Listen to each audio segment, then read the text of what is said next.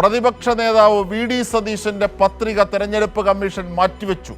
കാരണം സ്വത്ത് വിവരങ്ങൾ കൃത്യമായി രേഖപ്പെടുത്തിയിട്ടില്ല. വിവരങ്ങളുമായി തിയോഫിൻ ചേരുകയാണ്. തിയോഫിൻ, എന്തൊക്കെയാണ് വി.ഡി. സതീശന്റെ സത്യവാങ്മൂലത്തിലെ പ്രശ്നങ്ങൾ? അജിംഷാദ്, ഇപ്പോൾ വി.ഡി. സതീശൻ സത്യവാങ്മൂലത്തിൽ കൃത്യമായ കാര്യങ്ങൾ പലതും നൽകിയിട്ടില്ല എന്ന പരാതി, ആ പരാതിയുടെ അടിസ്ഥാനത്തിലാണ് ഇപ്പോൾ സതീശന്റെ പത്രിക മാറ്റിവെച്ചിട്ടുള്ളത്. ഒന്ന്, വി.ഡി. സതീശൻ പ്രതിപക്ഷ നേതാവാണ്. പ്രതിപക്ഷ നേതാവ് എന്ന നിലയിൽ അദ്ദേഹത്തിൻ്റെ വരുമാന സ്രോതസ്സ്, എന്ത് വരുമാനമുണ്ട്, ആ സ്രോതസ്സ് എന്താണ് എന്ന കാര്യം പത്രികയിൽ കാണിച്ചിട്ടില്ല. അത് ഒന്ന്. മറ്റൊന്ന്, കൈവശമുള്ള സ്വത്ത്, ഭൂസ്വത്തും സ്വർണവുമുണ്ട്. അതിൽ പ്രധാനമായും സ്വർണത്തിൻ്റെ ഒരു കാര്യം കൂടി എടുത്തു പറയുന്നുണ്ട്. സ്വർണം സതീശൻ്റെ കയ്യിൽ, അതായത് സതീശൻ്റെ കൈവശം 35 ഗ്രാം സ്വർണം, ഭാര്യയുടെ പക്കൽ 1128 ഗ്രാം സ്വർണം, ഇത്രയും സ്വർണ്ണമുണ്ട്. ഈ സ്വർണത്തിൻ്റെ വാല്യൂ ആയി കാണിച്ചിരിക്കുന്നത് 45 ലക്ഷത്തോളം രൂപയാണ്. ഇതിൽ ഇപ്പോഴത്തെ ഒരു മാർക്കറ്റ് വാല്യൂ അത് കണക്കാക്കിയാൽ 1.5 കോടിക്കടുത്ത്, അതായത് 1,30,00,000 മുകളിൽ വരുന്ന 1.5 കോടിക്കും ഇടയിലായിട്ട് അതിൻ്റെ ഒരു മൂല്യം വരും. അത്രയും മൂല്യം വരുന്ന ഒരു വസ്തുവാണ്, സ്വത്താണ് അത് സ്വർണം. ആ സ്വർണത്തിൻ്റെ സത്യവാങ്മൂലത്തിൽ കാണിച്ചിട്ടുള്ളത് അത് 2011 അത് വാങ്ങുമ്പോഴുള്ള വില, അല്ല 2021 വാങ്ങുമ്പോഴുള്ള പർച്ചേസ് വാല്യൂ എന്ന് മാത്രം കാണിച്ച് അന്നത്തെ വിലയാണ് കാണിച്ചിരിക്കുന്നത്. അതിനുശേഷം സ്വർണത്തിന് വളരെയധികം വില വർദ്ധിച്ചിട്ടുണ്ട്. അപ്പോൾ മൂല്യം അനുസരിച്ചാണെങ്കിൽ ഒരു കോടിയോളം രൂപ അതിനകത്ത് വ്യത്യാസം കാണിക്കുന്നുണ്ട്.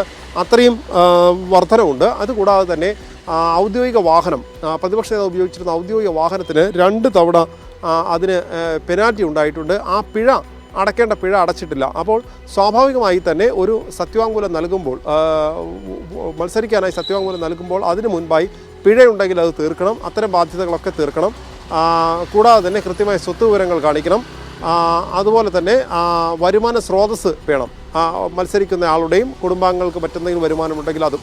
അതിനകത്തെല്ലാം ഈ സമർപ്പിച്ച നാമനിർദ്ദേശ പത്രികയിൽ അതിൽ പിഴവുണ്ട് എന്ന് ചൂണ്ടിക്കാട്ടിയാണ് ഇപ്പോൾ പരാതി നൽകിയിരിക്കുന്നത്. ആ പരാതിയുടെ അടിസ്ഥാനത്തിൽ ഈ 3 മണിക്ക് ഹിയറിംഗ് വെച്ചിട്ടുണ്ട്. ആ ഹിയറിംഗിന് ശേഷമാവും എന്ത് തീരുമാനം എടുക്കുക എന്നുള്ളത് തെരഞ്ഞെടുപ്പ് കമ്മീഷൻ തീരുമാനിക്കുക. ഒബ്സർവർക്ക് നൽകിയ പരാതിയിൽ ഒബ്സർവർ ഇക്കാര്യങ്ങൾ പരിശോധിക്കുകയും ചെയ്തിട്ടുണ്ട്. അഡ്വക്കേറ്റ് അയൂബ് ഖാനാണ് പരാതിക്കാരൻ. ഇദ്ദേഹം കൃത്യമായി തന്നെ പരാതിയിൽ കാര്യങ്ങൾ ഉന്നയിക്കുകയും അത് തെരഞ്ഞെടുപ്പ് കമ്മീഷനെ ബോധ്യപ്പെടുത്തുകയും ചെയ്തിട്ടുണ്ട്.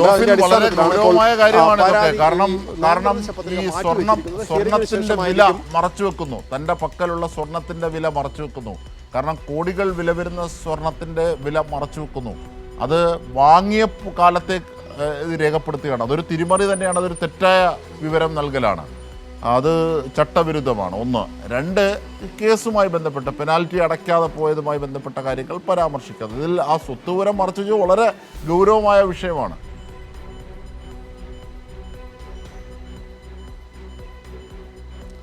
അജിംഷാദ്, ഈ പെനാൽറ്റിയുടെ കാര്യം പറഞ്ഞിട്ടുമില്ല എന്നുള്ളതാണ്. മറ്റ് കേസുകൾ, അതായത്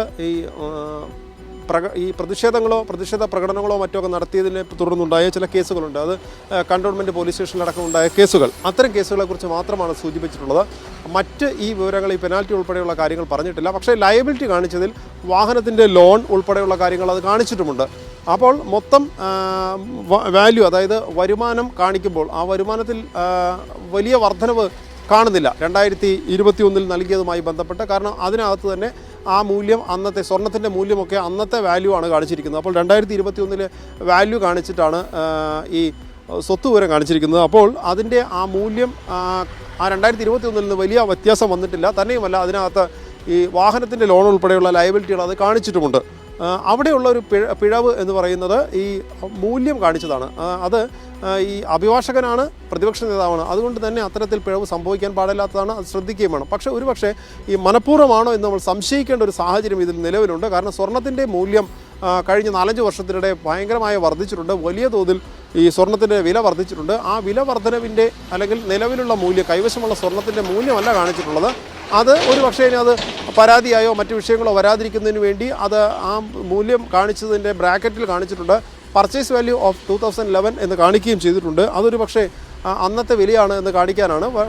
അന്ന് നൽകിയ പണത്തിൻ്റെ വാല്യൂ മാത്രം കാണിച്ചു. പക്ഷേ കൈവശമുള്ള സ്വത്തിൻ്റെ, അതായത് ആസ്തി വിവരം കാണിക്കുമ്പോൾ നിലവിലെ സ്വത്ത് വിവരം ആകേണ്ടതല്ലേ? നിലവിൽ കൈവശമുള്ള വസ്തുവിൻ്റെയും പണത്തിൻ്റെയും, അതായത് ഇമ്മൂവബിൾ പ്രോപ്പർട്ടി ഉണ്ട്, മൂവബിൾ പ്രോപ്പർട്ടി ഉണ്ട്. ഇതിൻ്റെ എല്ലാം സ്വത്ത് വിവരം കാണിക്കുമ്പോൾ അതിൻ്റെ ഒരു മാർക്കറ്റ് വാല്യൂ കൂടി വിഷയമാകേണ്ടതല്ലേ എന്നതൊരു ഒരു ചോദ്യമാണ്.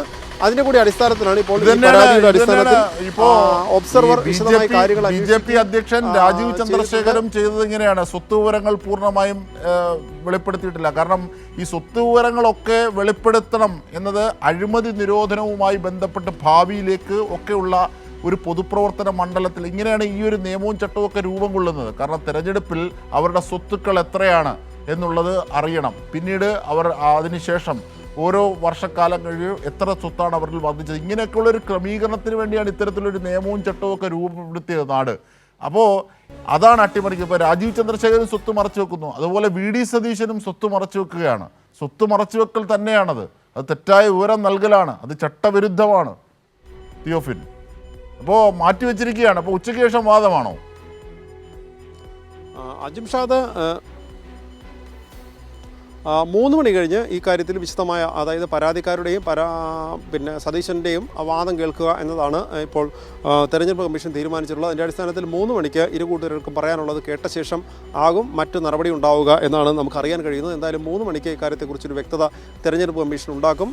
എന്തായാലും ഈ വന്ന പരാതി അത് നിസ്സാരമല്ല, അതിൽ കഴമ്പുണ്ട് എന്നൊരു സംശയം തെരഞ്ഞെടുപ്പ് കമ്മീഷൻ എന്തായാലും ഉണ്ട്, അല്ലെങ്കിൽ അങ്ങനെ ഒരു വ്യക്തമായിട്ടുണ്ട്. അതിൻ്റെ അടിസ്ഥാനത്തിലാണ് എന്തായാലും വളരെ പെട്ടെന്ന് തന്നെ ഈ പരാതി മാറ്റിവെച്ചത്. ഇരു കൂട്ടരുടെ വിശദീകരണം തേടുകയും ചെയ്തിട്ടുണ്ട്, എന്താണെന്ന് ഇതിൻ്റെ വിശദാംശങ്ങൾ തേടിയിട്ടുണ്ട്. എന്തായാലും നമുക്ക് അഭിഭാഷകനായ ആയൂബ് ഖാൻ്റെ ഒരു പ്രതികരണം നമുക്ക് ലഭ്യമാവും നമ്മൾ പ്രതീക്ഷിക്കുന്നുണ്ട്. എന്തായാലും വൈകാതെ തന്നെ നമുക്ക് അതിൻ്റെ കൃത്യമായി എന്തുകൊണ്ടാണ് അദ്ദേഹം ഇങ്ങനെ ഒരു പരാതി നൽകിയതെന്ന് കൂടി വ്യക്തമാവും.